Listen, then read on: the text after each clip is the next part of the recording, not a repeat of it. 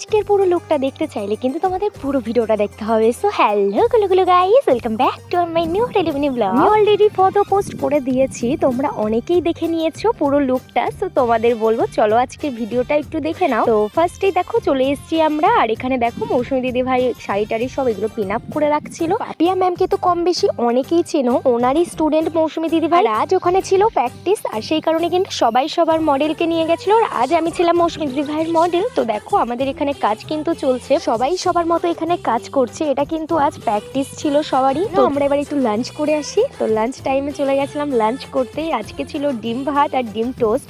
খেয়ে দেন আমরা চলে আসলাম আবারও কাজের মধ্যে। তো এখানে কিন্তু অলরেডি কাজ চলছে। তো এটা হচ্ছে ফাইনাল লুক। তো তোমাদের আজকের লুকটা কেমন লাগলো অবশ্যই জানিও। এর আগেও কিন্তু দেখেছো যে আমাকে মৌসুমী দিদি ভাই সাজিয়েছিল।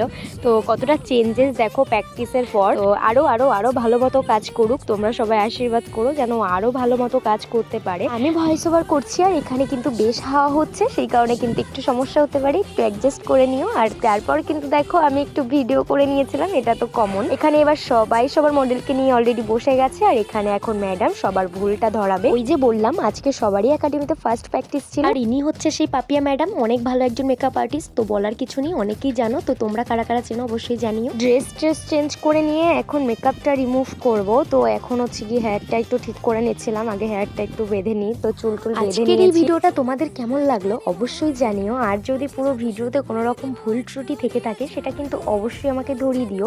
আমি কিন্তু এটা তোমাদের বারবারই বলে থাকি। তো দেখা হচ্ছে নেক্সট কোনো ভিডিও লাগে। Thanks for